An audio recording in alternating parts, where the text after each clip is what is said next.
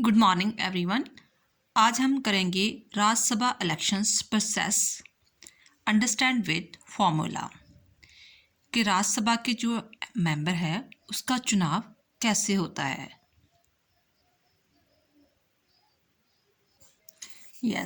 जैसे हमें पता है कि हमारी पार्लियामेंट में दो हाउस होते हैं, लोकसभा एंड राज्यसभा, निचला सदन उपला सदन। लोकसभा में 550 मेंबर्स होते हैं, 543 इलेक्टेड होते हैं और 2 नॉमिनेट होते हैं। ये टेम्परेरी हाउस भी कहलाया जाता है फॉर दिस रीज़न क्योंकि इसमें 5 ईयर की टर्म होती है। लेकिन आज हम इस वीडियो में करेंगे राज्यसभा के बारे में। लोकसभा के चुनाव में तो हम हिस्सेदार होते हैं, इलेक्ट करते हैं, लेकिन राज्यसभा के जो मेंबर है वो कैसे इलेक्ट होते हैं और कौन चुनता है उनको, कितने टेन्योर के लिए वो टर्म के लिए चुने जाते हैं, कैसे उनकी नियुक्ति होती है, ये सारे सवालों का जवाब हम इस वीडियो में करेंगे। फर्स्ट ऑफ ऑल, राज्यसभा के जो मेंबर है वो 245 से लेकर 250 तक हो सकते हैं। 238 मेंबर जो है वो इलेक्टेड होते हैं और 12 मेंबर जो नॉमिनेट होते हैं वो जो है 12 मेंबर जो है प्रेसिडेंट के द्वारा नॉमिनेट होते हैं और ये 4 फील्ड से आते हैं, art, literature, science and social service. इन चारों फील्ड से आते हैं और किसी फील्ड से वो मेंबर नहीं आ सकते, ठीक है। और ये इसे परमानेंट हाउस भी कहा जाता है और इनके जो 2 साल के लिए 1/3 जो मेंबर है वो रिटायर होते रहते हैं। 2 साल के बाद जो है 1/3 मेंबर रिटायर होते जाते हैं। इट मीन जो एक मेंबर है राज्यसभा का वो 6 साल के लिए अपने जो है पोजीशन में रहता है। नेक्स्ट ये है कि जो 238 है, चलो 12 मेंबर की तो हमें समझ आ गई कि ये प्रेसिडेंट के द्वारा जो इलेक्ट होते हैं, लेकिन ये 238 मेंबर किस विधि के द्वारा चुने जाते हैं उसका मेथड भी हम समझेंगे। हमारे कॉन्स्टिट्यूशन में आर्टिकल 84 में लिखा गया है, indirect elections through single transformer vote on the basis of the proportional representation. अर्थात कि हमारी जो कॉन्स्टिट्यूशन है उसके आर्टिकल 4 में लिखा गया है कि हम इस मेंबर का जो चुनाव हो वो इनडायरेक्ट वे में चुनेंगे। तो जो एमएलएस की चुन करेंगे उसकी वोट की कीमत निकालेंगे, एक सिंगल वोट की कीमत होगी, उस रेशो के द्वारा निकलेगी कीमत। उसका फार्मूला क्या है? इलेक्शन कोटा क्या है? First of all, number of MLA, उस स्टेट के एमएलए कितने हैं। सपोज करो यहाँ पर हम राजस्थान की बात कर रहे हैं कि राजस्थान के 200 एमएलए हैं और उस दौरान जब उसकी इलेक्शन होनी है उस स्टेट की, उसकी सीट कितनी खाली है। लेकिन हमें पता है कि राजस्थान के एमएलए की जो एमपी की सीट कितनी है। एक नज़र हम इस तरफ भी डाल लेते हैं। जैसे यूपी की 31 है, ठीक है, राज्यसभा की जो मेंबर है। बिहार के 16 है, महाराष्ट्र के 19 है। हम बात कर रहे थे राजस्थान की कितनी है? 10 है, ठीक है। लेकिन हम जब अब आज प्रेजेंट की बात कर रहे हैं,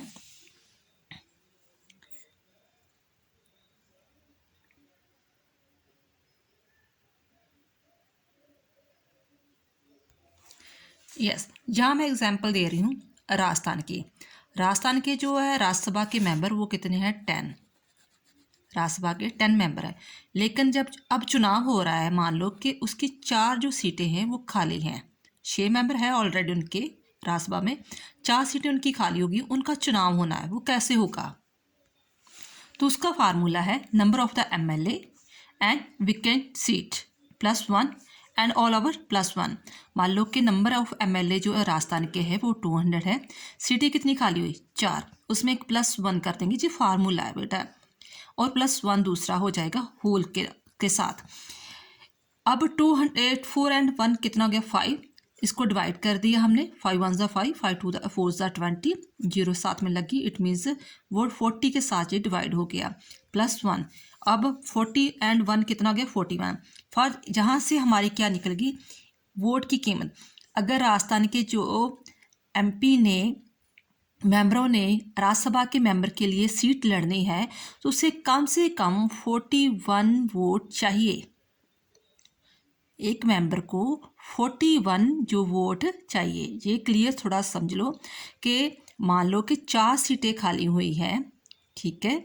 4 सीटों जो चारों मेंबर है ना राज्यसभा के मेंबर बनने के लिए, पर पर्सन को 41 जो है वो वोट्स वगैरह चाहिए। अब वोट वगैरह कैसे निकलेगी उसकी? यस बेटा, इनका प्रोसेस थोड़ा अलग है। ये ईवीएम की मशीन के द्वारा वोट नहीं डालते, जिनका बैलेट पेपर होता है। बैलेट के पेपर के साथ मान लो कि वो 4 कैंडिडेट के लिए इलेक्शन हो रही है, लेकिन वहाँ कितने कैंडिडेट खड़े हो गए, 6 कैंडिडेट खड़े हो गए, 2 और खड़े हो गए कि हमने भी राज्यसभा के मेंबर के लिए चुनाव लड़ना है। ठीक है, अब जो एमएलए वोट डाल रहे हैं, एमएलए वोट डाल रहे हैं, उन्होंने जो है सी को पहली पसंद कहा।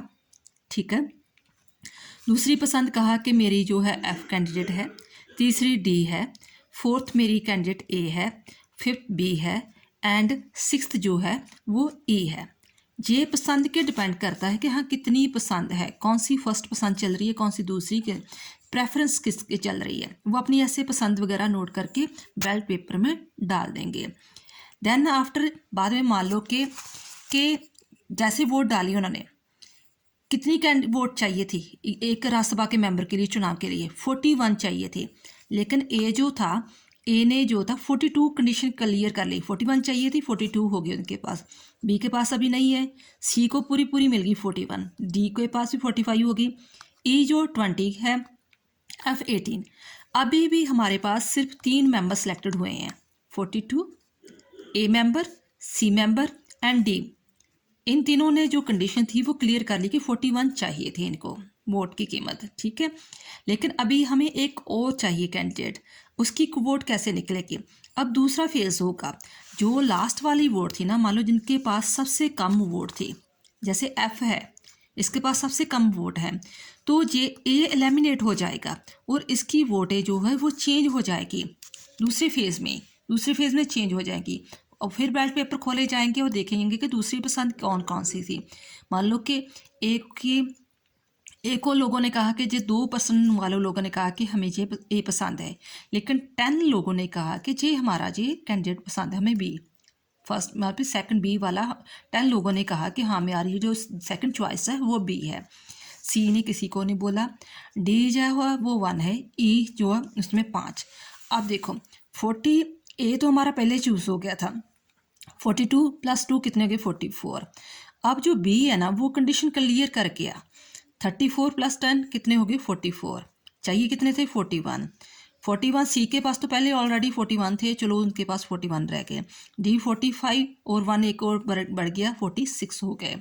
और 20 + 5 इसके पास तो कोई मतलब कंडीशन क्लियर की नहीं इसने, 25 रह गए। तो हमें जितने 4 कैंडिडेट चाहिए थे वो हमें मिल गए हैं, ए पसंद, B and C and D, हमें 4 कैंडिडेट मिल गए। इस तरह जो है राज्यसभा के मेंबरों का चुनाव होता है। मैं दोबारा से इसे फिर हाईलाइट कर देती हूँ। फार्मूला क्या है कि नंबर ऑफ़ एमएलए कितने हैं आपके स्टेट के। मैंने राजस्थान की एग्जांपल दी, आप पंजाब की, हरियाणा की, बिहार की, किसी भी स्टेट की एग्जांपल ले सकते हो। मान लो हमारे जैसे पंजाब में 117 मेंबर है एमएलए। ठीक है, सीटें कितनी खाली हुई, 2 सीटें खाली हुई हैं, उसमें +1 ऐड कर देंगे, उसे डिवाइड कर देंगे, एमएलए के साथ इसे डिवाइड कर देंगे और J1 जो प्लस हो जाएगा। ठीक है, उसके दौरान इस तरह उसकी कीमत निकल जाएगी। मान लो कि मैं पंजाब की निकाल रही हूँ, पंजाब के एमएलए कितने होते हैं 117। ठीक है, तो 2 वेकेंट सीट खाली हुई है, उसमें एक 1 प्लस हो गया, तो कितने हो गए 117/3। 3 को डिवाइड किया 39 आ गए, +1 40। यानी कि अगर जो 2 इलेक्शन लड़ रहे हैं राज्यसभा के मेंबर के लिए, तो पर मेंबर को 40 जो है वो वोट्स वगैरह चाहिए। ठीक है, इस प्रकार आप किसी भी स्टेट की जो कीमत निकाल सकते हैं। ये हमने राजस्थान की निकाली थी। Number of the MLA, vacant seat कितनी थी उनकी, 4 सीटें वेकेंट थी, +1 फार्मूले का है वो प्लस हो जाएगा, और देन एक 1 जे है फार्मूले, ये फार्मूले का है 1 और 1, ये दोनों फार्मूले के अकॉर्डिंग है। तो फिर 41 उनकी वैल्यू आ गई, यानी कि मीन्स टू से कि राज्यसभा के मेंबर बनने के लिए हर मेंबर को 41 जो वोट्स वगैरह चाहिए। इसे हम बैलेट पेपर कहते हैं। तो जो भी इलेक्शन अपनी वोट डाल रहा है, एमएलए वोट डाल रहा है, तो वहाँ उसे अपनी सारी पसंद जो है वहाँ पर प्रकट करनी ही पड़ेगी, कोई कॉलम खाली नहीं छोड़ेगा। वो जितने कैंडिडेट इलेक्शन लड़ रहे हैं, वो जैसे हमने 4 थे तो चलो 6 लड़ रहे हैं इलेक्शन वगैरह, तो उनको 6 की 6 पसंद प्रकट करनी पड़ेगी कि मेरी पहली कौन सी है, दूसरी कौन सी, तीसरी कौन सी। अगर फर्स्ट टाइम में ये कंडीशन कंप्लीट हो जाती है तो मच बेटर, अगर नहीं हो रही तो दोबारा दूसरा फेज़ खोला जाएगा और दूसरे फेज़ में फिर दोबारा काउंटिंग होगी। जैसे फर्स्ट फेज़ में 3 कैंडिडेट ने कंडीशन क्लियर कर ली थी, लेकिन एक कैंडिडेट और चाहिए थे। फिर दूसरा फेज़ देखा कि दूसरी पसंद वाले कौन से, जी फर्स्ट पसंद वाले थे, दूसरी पसंद वाले कौन थे, वो काउंट किए गए और देन आफ्टर हमारा जो चौथा कैंडिडेट भी निकल गया। आई होप आपको ये बात समझ आ गई होगी कि कैसे राज्यसभा की इलेक्शन, राज्यसभा के मेंबरों की इलेक्शन होती है।